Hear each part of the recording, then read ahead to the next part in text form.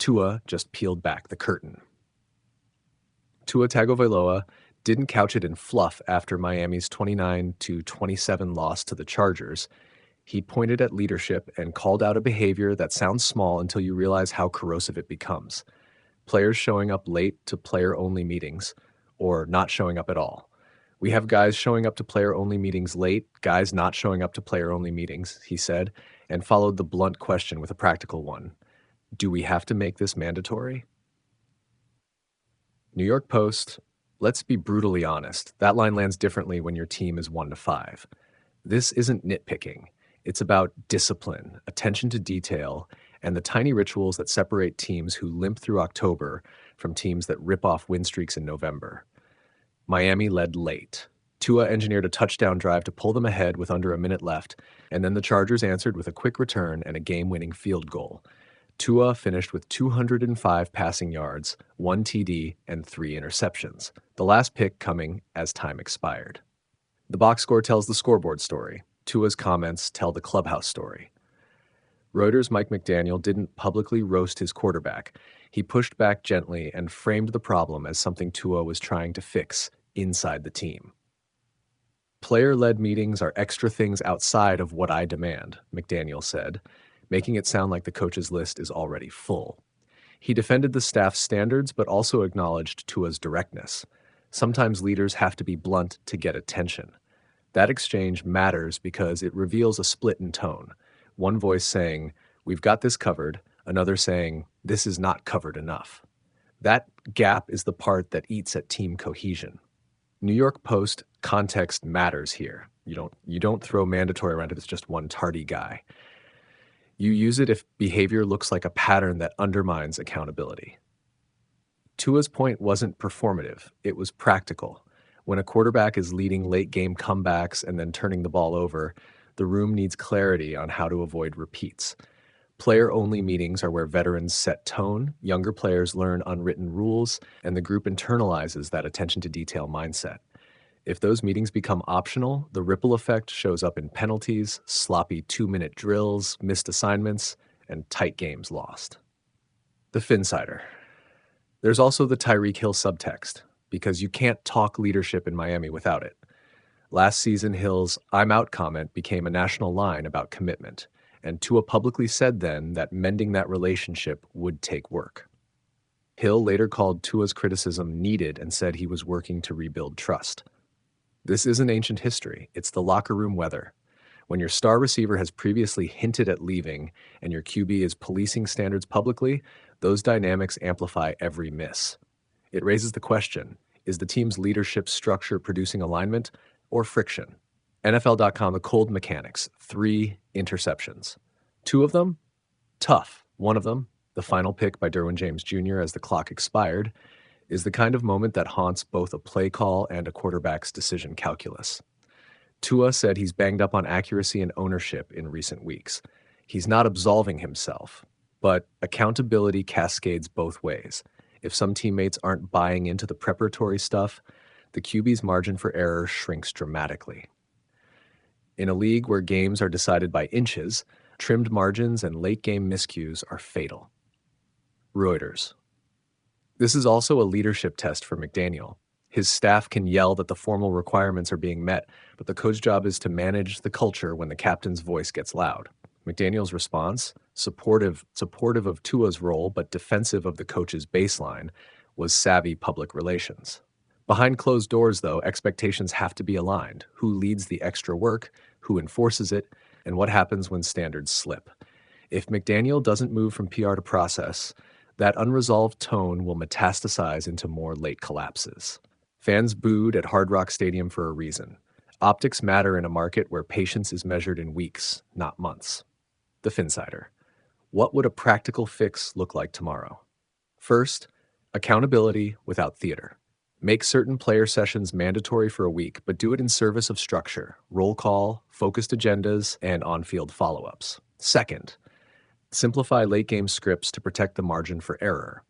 When your QB is struggling with turnovers, fewer high-variance plays late can steal you wins even as you rework fundamentals. Third, leadership calibration. Formalize a small leadership group of veterans who run the player meetings and report back to McDaniel, so Tua isn't shouting into a vacuum. Small, targeted moves create visible change quickly. New York Post. There's a broader truth about teams that starts and ends with trust. Tua's willingness to speak publicly is a double-edged sword. It shows ownership and clarity, but it also exposes fractures to an audience that wants to assign blame. Good leaders raise uncomfortable topics.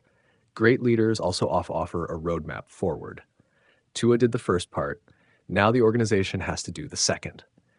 If they pivot fast, clearer standards, cleaner scripts, visible veteran enforcement, this could be the ignition of a culture reset.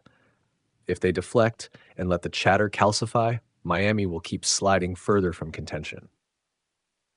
New York Post, let's be blunt about stakes. McDaniel's seat has been warming. The Dolphins are far from the juggernaut many predicted. This is not just one quarterback struggling, it's a team failing to close. The fans' boos are cost-free theater for the public, but inside the building they're a ledger entry on trust and legitimacy. Fixing the little things Tua mentioned is not optional. It's the short list between a 1-5 start and a season that fizzles into a cleanup job. Reuters, final point. Leaders win with rituals. The NFL doesn't reward good intentions. It rewards predictable routines executed under pressure. Tua called for ritual and accountability. The Dolphins now face a simple choice: institutionalize those rituals or keep improvising and hope talent covers the cracks. If I had to bet, I'd put my money on systems over hope every time. But systems require architects.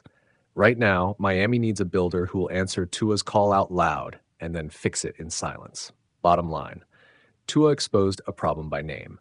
The Dolphins' next move tells you whether he was right to shout or whether the team will just hand him the noise and keep losing nights. Tua's comments after the 29-27 loss to the Chargers land like an indictment because they come from the guy whose job it is to set the tone. He didn't talk in vague leadership speak.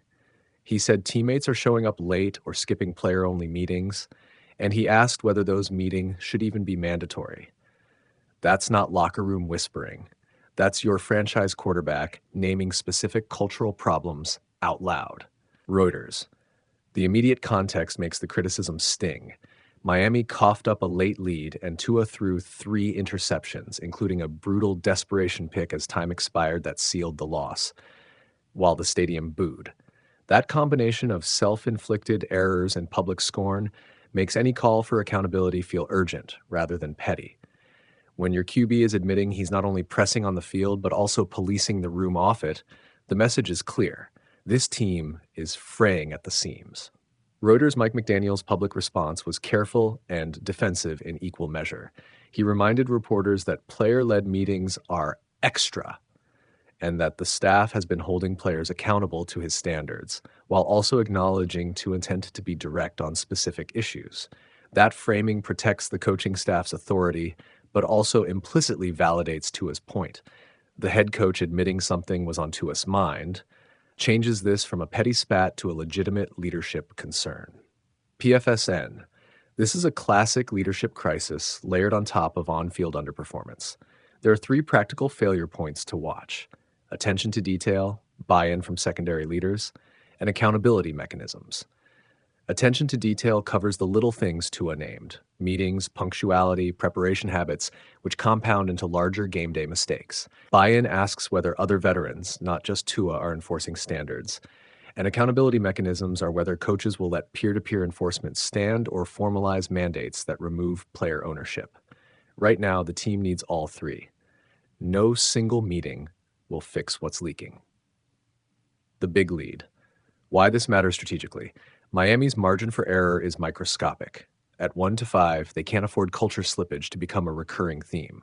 Self-inflicted turnovers, lapses in situational execution, and a locker room where meetings aren't treated as sacred create a feedback loop. Losses erode trust, which increases noise, which leads to more mistakes. Tua's airing the issue publicly could be the whistle that galvanizes the room or the spark that widens a rift, depending on how leadership follows up. Yahoo Tetao, what should the Dolphins actually do? First, translate Tua's concern into a short-term action plan with visible consequences. Tighten attendance policies for player-led sessions, assign veteran captains clear enforcement duties, and roll out an accountability matrix that's public inside the building.